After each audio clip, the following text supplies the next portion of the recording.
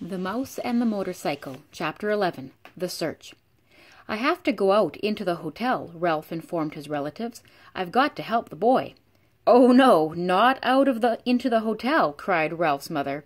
"Not while the housekeeper is looking for mice. If you're seen, we'll all be in danger." "I'll be back before dawn," said Ralph staunchly. "I must go. Don't try to stop me."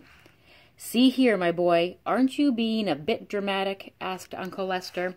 "Whatever do you have to go out into the hotel for?" "To pilfer a pill," said Ralph. "An aspirin tablet." His answer was dramatic enough, even for Uncle Lester. His entire family stared at him in disbelief. Not an aspirin, not after his own father had been poisoned by one of the dread tablets. "An aspirin!" Ralph's mother gasped. "No, Ralph, not that. Anything but that." "It is the only way." Ralph stood tall and brave. "The boy has a fever, and he needs an aspirin. I'm going to find him one."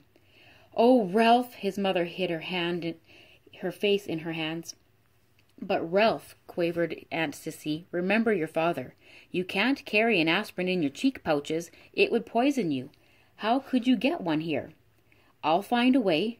Ralph was outwardly steadfast in his determination, but inside he wondered how he would manage to get an aspirin into room 215 if he did find one.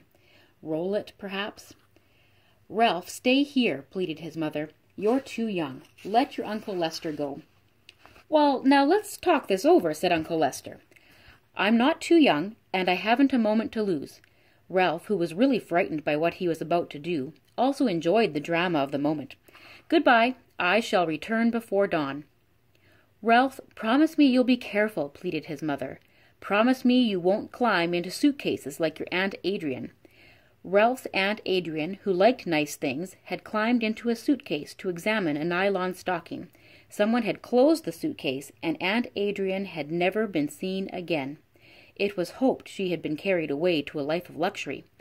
"Promise me, Ralph," cried his mother, but her son was already on his way out the knothole. Ralph scurried across the carpet of room 215, flattened himself, and squeezed under the door. Once out in the hall, his courage ebbed. The aspirin tablet seemed a very small thing to find in such a vast place. It would be much easier to find the motorcycle. "Nope," thought Ralph, "I must not even think about the motorcycle." Ralph began to feel pretty small himself, much smaller than he had felt during his show of bravery back in the mouse nest. Down in the lobby a clock struck 1. There was not a moment to lose. He ran to the next room, squeezed under the door, and searched under the beds and the dresser while the 2 guests slept soundly. All he found was a bobby pin. He skipped room 211 because his enemy, the little terrier, was still there, and ran on to room 209. A hurried search, frightening because of the loud and uneven snores that came from one of the beds, revealed nothing but a few pretzel crumbs which Ralph did not have time to eat. On and on ran Ralph down the hall, under doors, around under beds and dressers. There was not a single aspirin tablet to be found. In one of the rooms he did see a penny that had rolled under a luggage rack, and remembered his mother's wish to leave a tip for room service.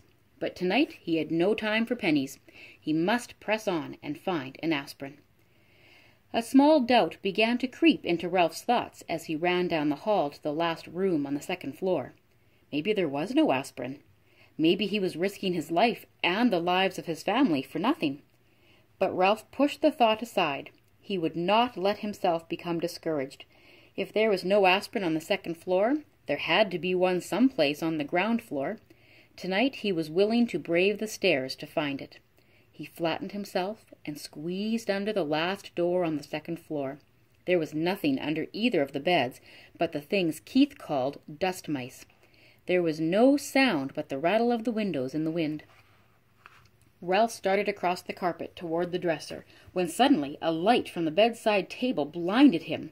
He stopped, rooted to the carpet by fear, even though it was not likely that anyone was going to cut off his tail with a carving knife.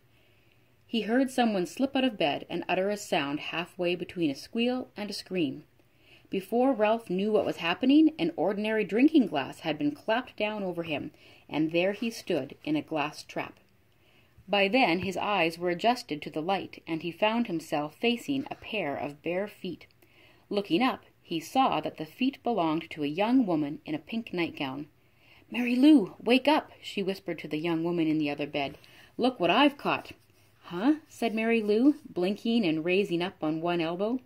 Her hair was done up on pink rollers. "Betty, are you out of your mind? It must be past 1 o'clock in the morning." The night was slipping by much too quickly for the trapped mouse. He was terrified, and he was desperate. No one in his family had ever been trapped under a drinking glass before.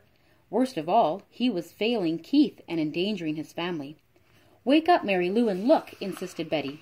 "I was getting up to stop the rattle in the window and caught a mouse."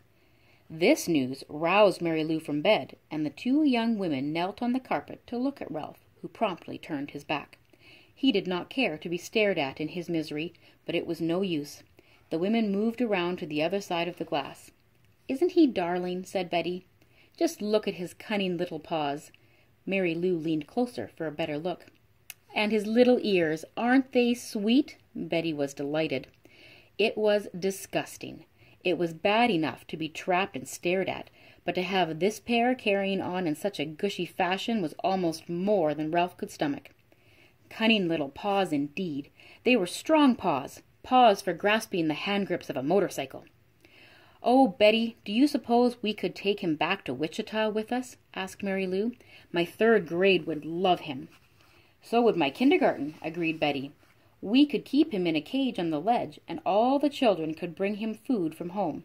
It would be such a good experience for them to have a pet in the classroom." "Well," thought Ralph grimly, "I always wanted to travel."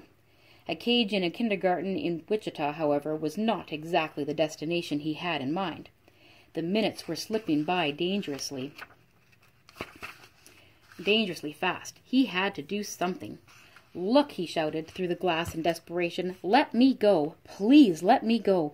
There's something terribly important I've got to do." "He squeaked," marveled Betty. "He's adorable," squealed Mary Lou.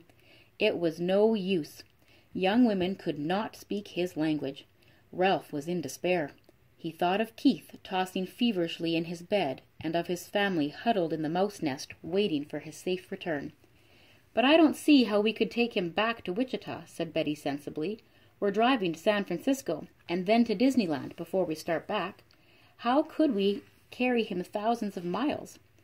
The two teachers looked thoughtfully at Ralph, who knew his fate depended on their decision. Was he to be carried to Disneyland and eventually to a ledge in a kindergarten classroom in Wichita, or would they let him go? A third possibility crossed Ralph's mind. Perhaps they would leave him under the glass for the housekeeper to see. He hoped not. He did not think he could last that long. Already the inside of the glass was beginning to feel warm and airless.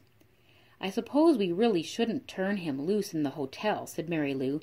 "Mice are pests, even if they are cute." The teacher not only destroyed Ralph's hopes, she hurt his feelings as well, calling him a pest when he was on an errand of mercy. From the mouse's point of view, the teachers were the pests. "I know!" exclaimed Betty suddenly, causing Ralph to look over his shoulder for a clue to what it was that she knew. "I know how we can get rid of him without hurting him."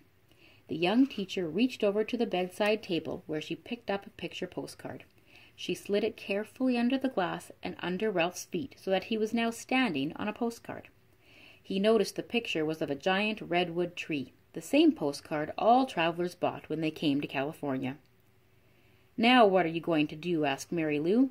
"Watch." Betty carefully lifted the postcard, Ralph, and the glass, and walked across the room.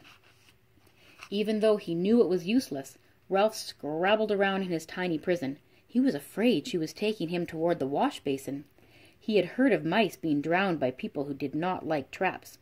The teacher walked not to the wash basin, but to the open window. She held Ralph across the sill, removed the postcard from the glass, and gave it a little jerk that shook Ralph off into the vines that grew up the side of the building. "There," she said, and closed the window, leaving Ralph clinging to a vine high above the ground.